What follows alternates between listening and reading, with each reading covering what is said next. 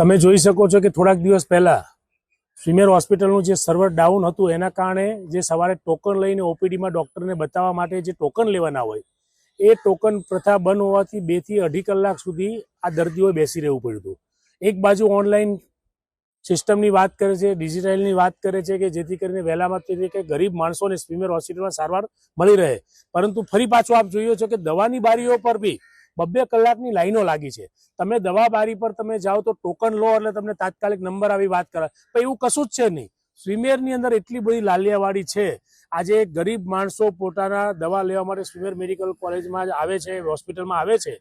10 minute 15 મિનિટમાં કે કલાકમાં જે પેશન્ટ ઘરે દવા લઈને જતું હતું કલાકમાં, આજે એ પેશન્ટ સવારે 9 વાગે આવે કે સાંજે 5 વાગે છૂટું થાય એવી હાલત સુરત મેડિકલ કોલેજની છે અને હોસ્પિટલની છે।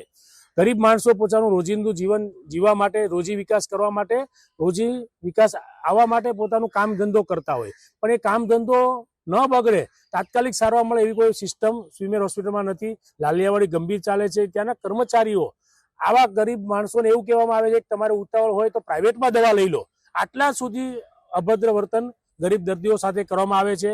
દવાની બારીમાં લાઈન, તમે જાઓ તો કેસ પેપર કઢાવવા માટે લાઈન, ઓપીડીમાં ડોક્ટર બતાવવાની લાઈન।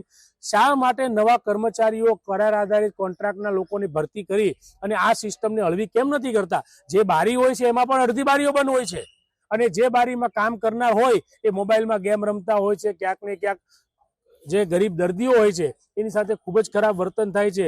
રિસેસ પહેલા કોઈ દર્દી દવા લઈને ઘરે નથી પહોંચી શકતો, એ આજે સ્વીમેર હોસ્પિટલની કરુણ દયનીય સ્થિતિ છે। તમે સ્વીમેર હોસ્પિટલમાં જાઓ તો તમને લાઈનોની લાઈન જોવા મળે અને આ એક ગરીબ દર્દીઓને માટે હું માનું છું કે ખૂબ શરમજનક બાબત સુરત મહાનગરપાલિકાની કહી શકાય। ગરીબ દર્દીઓને વહેલામાં વહેલી તકે સારવાર મળે, ઓછા સમયમાં મળે, જેથી ઘરે જઈ અને પોતાની રોજી વિકાસ માટે પોતે ધંધો કરી કમાવી શકે।